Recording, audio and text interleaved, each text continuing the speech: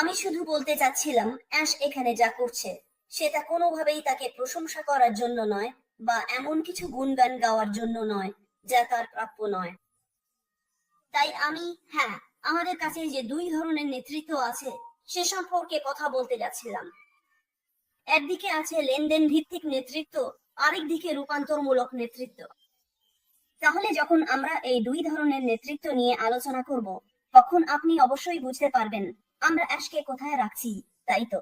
তো লেনদেন ভিত্তিক নেতা হলেন সেই ব্যক্তি যিনি পুরস্কার ভিত্তিক, বুঝলেন তো? তিনি কেবল ফলাফলের ওপরই মনোযোগ দেন, বুঝলেন তো? লেনদেন ভিত্তিক নেতার কাছে মানুষ কেবল একটি যন্ত্র বা টুলসের মতো, বুঝলেন তো?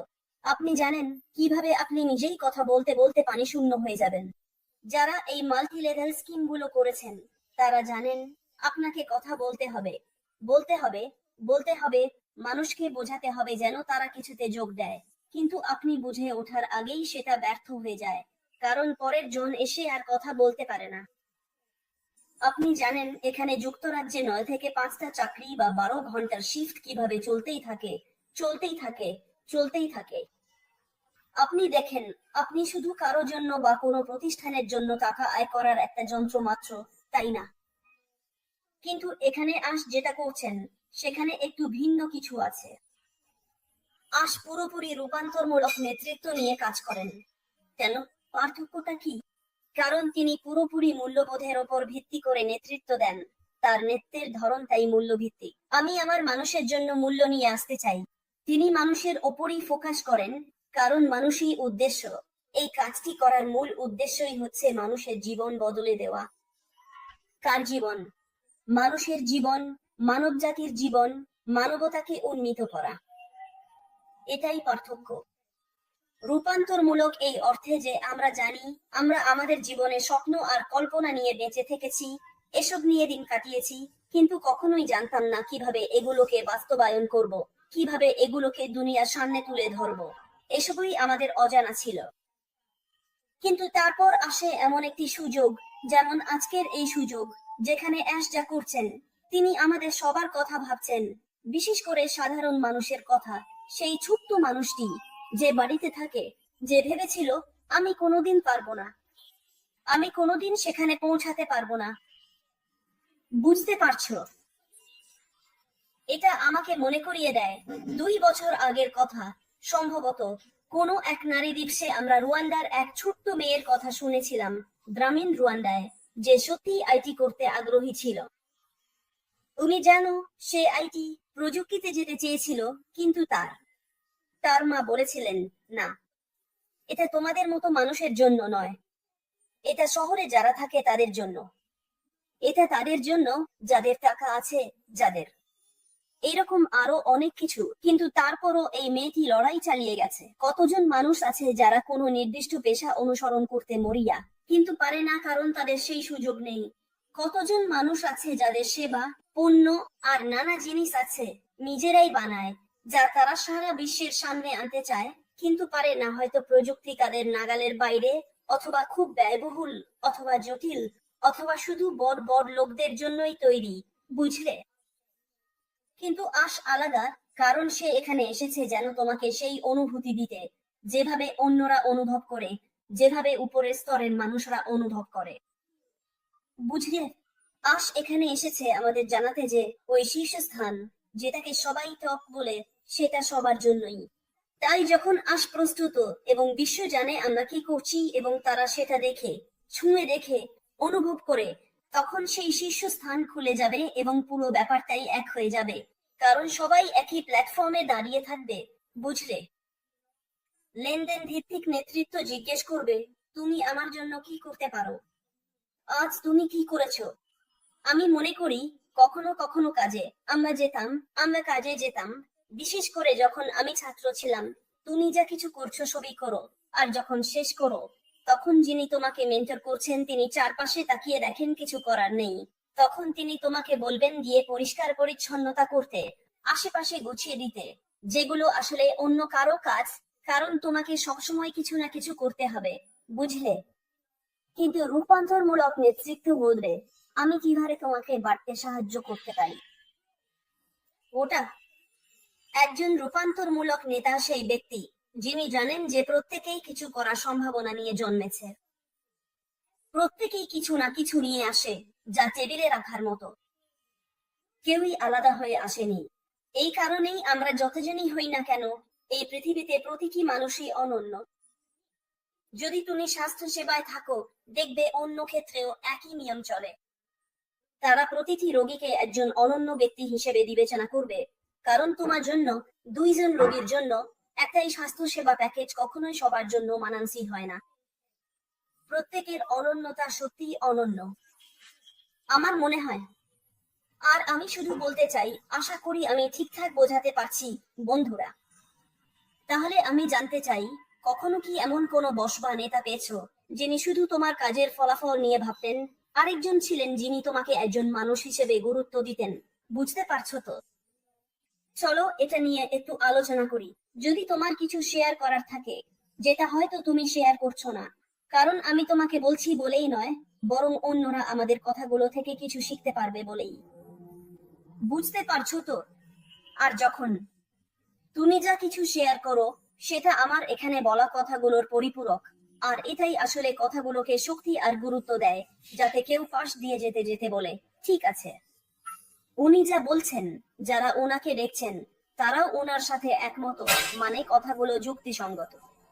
তাহলে দাঁড়িয়ে একটু ভালোভাবে দেখি, ঠিক তো? বুঝতে পারছো তো? তাহলে চল এমন একজন শিক্ষকের উদাহরণ নেই যিনি বা বা একজন মেন্টর যিনি একটা দলকে গাইড করেন এবং শেষ পর্যন্ত তাদের নিজেদের কমিউনিটিতে বা কোনো নির্দিষ্ট ইন্ডাস্ট্রিতে এক শক্তিশালী অবস্থানে নিয়ে যান। এই ব্যক্তি, এই মেন্টর যদি চলে যান বা হয়তো মারা যান, তখন কি হয়?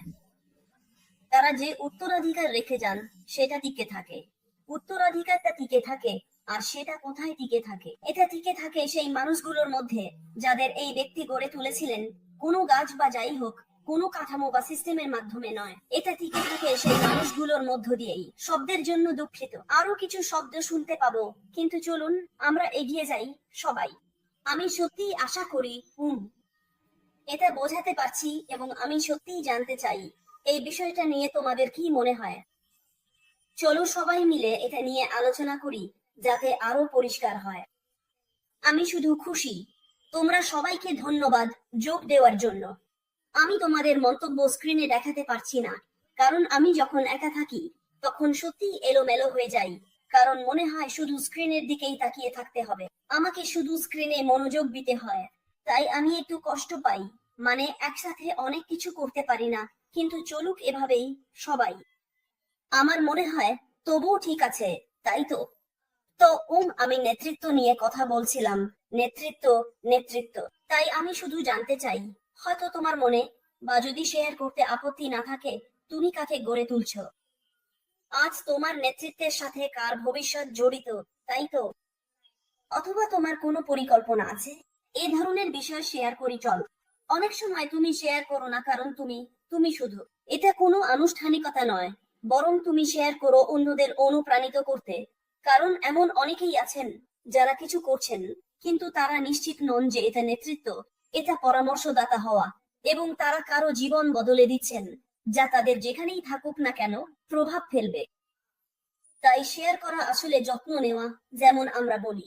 এটা শুধু শিশুদের ব্যাপার নয়, সত্যি বলছি, শেয়ার করা মানে যত্ন নেওয়া। এবং এই বিষয়ে আমরা যেটা বিশ্বাস করতে চাই তা হলো, মানুষ গড়ে তোলা বিশ্বাস তৈরি করে, এটা আনুগত্য ও টেক্সিটা নিয়ে আসে। আমরা এটা নিশ্চিতভাবে বলতে পারি, আসলে আমরা একমত হতে পারি, কারণ 2018 সাল থেকে এখানে এটাই হচ্ছে। তুমি কখন এই আন্দোলনে যোগ দিয়েছো তার উপর নির্ভর করে, তুমি জানো। বিশ্বাস তখনই গড়ে ওঠে যখন মানুষ জানে তারা টাকার চেয়ে বেশি গুরুত্বপূর্ণ। আমার মনে হয় আশ ঠিক এটাই করেন। এ কারণেই আশপ্রদকে, তোমাকে এবং আমাকেও ডাকেন। তিনি তোমাকে ভাই বলে ডাকেন, তিনি আমাকে বোন বলে ডাকেন, তিনি আমাদের বন্ধু বলে ডাকেন। আমার নাম আশমুফারে, আমি তোমার বন্ধু, তুমি জানো। তাই এ কারণেই আশের মতো কেউ। তুমি যদি সেখানে বসে সারাক্ষণ মন্তব্য করো আর ভাবো যে আশ সেটা খেয়াল করছেন না, আমি তোমাকে নিশ্চিত করে বলতে পারি, একদিন আশ তোমার সম্পর্কে এমন কিছু বলবেন যা তুমি নিজেও অবাক হবে। কারণ আমি নিজে বহুবার এই ধাক্কা খেয়েছি। কথা বলতে চাইলে সে থামিয়ে দেয়, বলে তুমি এই ব্যক্তির সঙ্গে এটা করেছিলে, এটা বলেছিলে, ওটা বলেছিলে, আরো বলেছিলে, সবাই এটা করে না। সে ইচ্ছা করেই এটা করে। সে জানে এটা অনুপ্রেরণাদায়ক, এটা মানুষকে উচ্চতর করে তোলে। এতে তোমার মনে হয় বড় মানুষ ছোট মানুষের মধ্যে যে দূরত্ব সেটা কমে যায়। আমরা আফ্রিকায় একে এভাবেই বলি, তুমি জানো ওই বড়।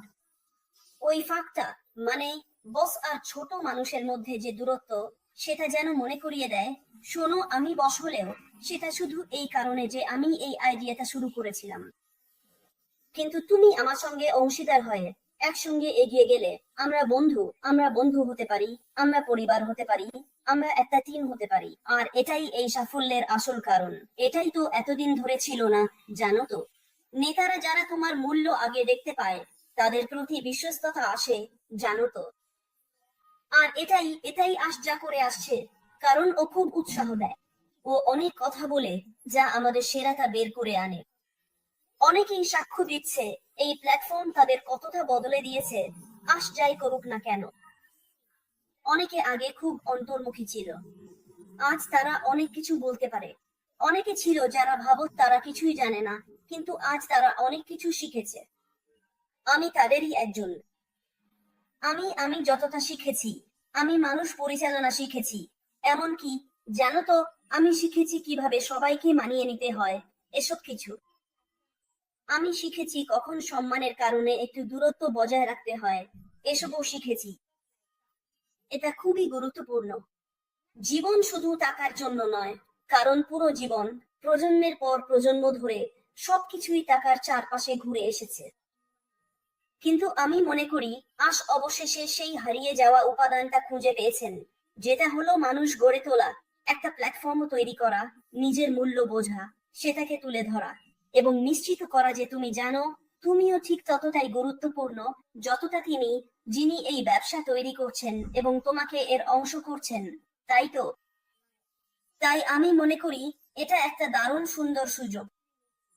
তাহলে যদি আমরা ট্যাক্সি উন্নতির কথা ভাবি, এটা শুধু স্বল্পমেয়াদী লাভের ব্যাপার নয়, তাই তো। এটা তাদের নিয়ে যারা থেকে যায় এবং আন্তরিকতা নিয়ে সেবা করে। এই সবকিছুই ঘটছে। আমরা কেন মিস্টার মুফারেকে ছেড়ে দিইনি? আপনি সেখানে মন্তব্য করছেন আর আমি এখানে বসে আছি। অনেকেই নানা কারণে চলে গেছেন, যেটা ঠিক আছে। এটা একদম ঠিক আছে। কারণ আপনি যদি এসে ভেবেছিলেন এটা লাল হবে আর পরে দেখলেন এটা সবুজ, আর আপনি মনে করলেন সবুজের সাথে আপনি যেতে পারবেন না, তাই আপনি সরে দাঁড়ালেন।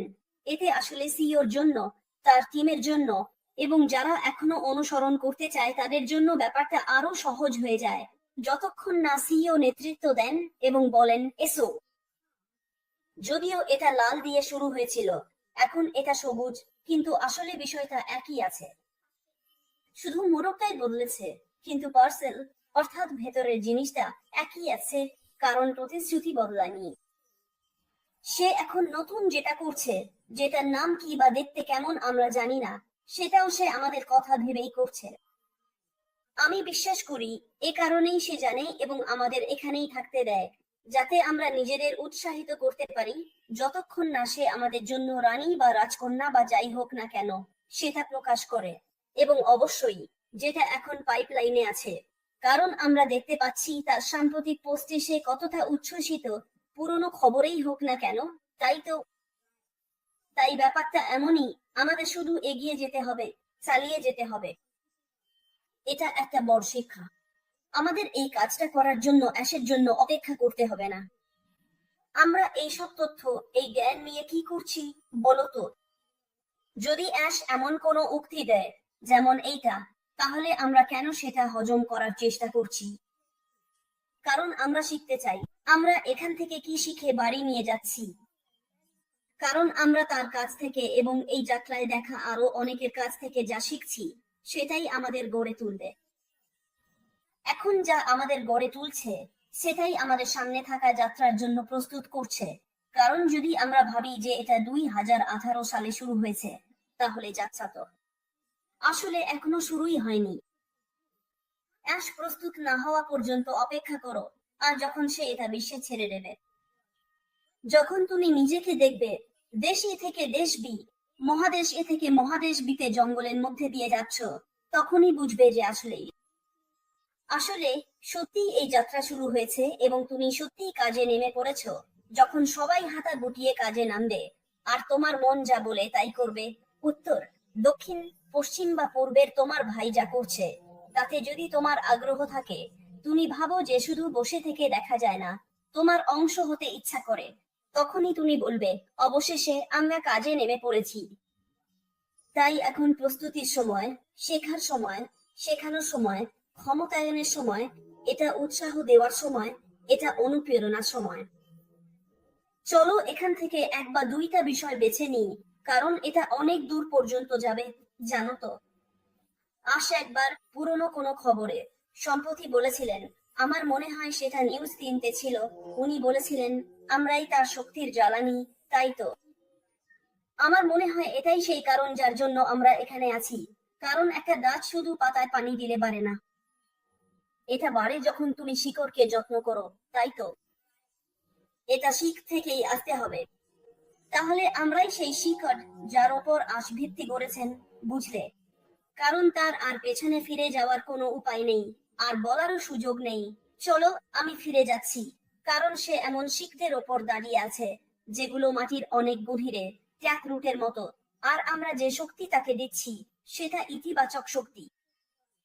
কিন্তু আমরা সবাই নিজেদের ভালো করেই চিনি, বুঝলে। তাই আমি জানি, ওহো, আমাদের দেখানোর কিছু নেই যে আমি আমি মনে করি আমি জানি আমি কে। কিন্তু তুমি নিজেই জানো আজ তোমার থেকে যে শক্তি নিচ্ছে সেটা ইতিবাচক কিনা। তাহলে বুঝে নাও সেটাই তাকে এগিয়ে নিয়ে যাচ্ছে, তাই তো। তাই চল আমরা যা করছি তা চালিয়ে যাই। চল আমরা সমর্থন দিয়ে যাই। আমি শুধু খুশি কারণ আমরা আমরা তাদের জন্য অনুভব করি যারা হঠাৎ করে এতে ঢুকে পড়েছিল, এখানে ওখানে কয়েকটা অ্যাকাউন্ট খুলেছিল, তারপর ফেলে রেখে চলে গেছে, আর এখন শুধু টাকার জন্য অপেক্ষা করছে। তারা পুরো ব্যাপারটাই মিস করে ফেলতো, কারণ আনন্দটা তো এই যাত্রাতেই, বুঝলে। যখন তারা প্রস্তুত হবে, তখন তুমি টাকার কথা বলছো, তুমি সেটা দিয়ে কি করবে? তুমি কি করতে পারো? কি করতে পারো? এই পুরো যাত্রার অভিজ্ঞতা কত টাকা দিয়ে কেনা যায়? দেখো, আমাদের আবেগের অনেক ওঠানামা হয়েছে। কখনো খুব উত্তেজিত হয়েছি, আবার কখনো সবকিছু পড়ে গেছে, তারপর আবার নিজেকে গুছিয়ে নিয়েছি। এমন অনেক কিছু হয়েছে। আমরা এই পরিস্থিতিগুলো ব্যবহার করি ভাবার জন্য। শোনো, আমি যদি এমনটা অনুভব করতে পারি, আমি যদি এখন এই অবস্থায় থাকি, তাহলে সিইও কেমন অনুভব করেন? কারণ তিনি অন্তত 1 মিলিয়ন আমাদেরকে কিছু একটা প্রতিশ্রুতি দিয়েছেন, আর সেই জিনিসটা তখনও আসেনি যখন তিনি চেয়েছিলেন সেটা আসুক।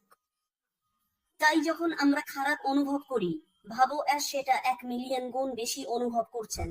এই কারণেই আমাদের বারবার এগিয়ে যেতে হবে, থামা যাবে না। আর আমি বিশ্বাস করি শেষটা হবে দারুণ শক্তিশালী, বুঝতে পারছো।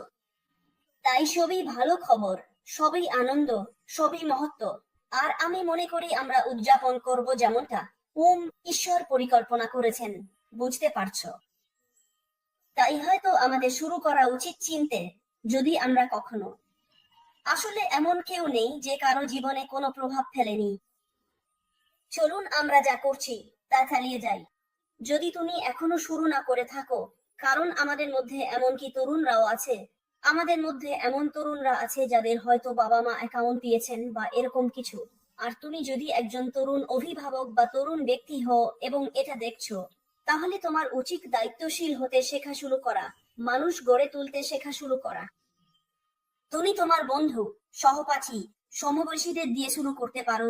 শুধু তাদের কিছু উৎসাহব্যঞ্জক কথা বলো। এটা শুরু হয় শুধু একটি শব্দ থেকে, একটি ভালো উৎসাহের কথা, একটি ভালো দয়ালু কাজ, এমন কিছু যা তোমার বন্ধু আশা করেনি, এমন কিছু তুমি তাদের জন্য করো। তাদের খোঁজ নাও, শুধু ফোন করো বা একটা বার্তা পাঠাও আর বলো, কেমন আছো? আমি জানি গতকাল তুমি খুব একটা ভালো ছিলে না, এরকম কিছু। এটা অনেক দূর পর্যন্ত যায়, জানো তো। তাই আমরা যা করছি, চলুন সেটা চালিয়ে যাই, বন্ধুরা। আমার মনে হয় আমরা সঠিক পথে আছি, আর ভবিষ্যৎ আসলেই আসলেই উজ্জ্বল।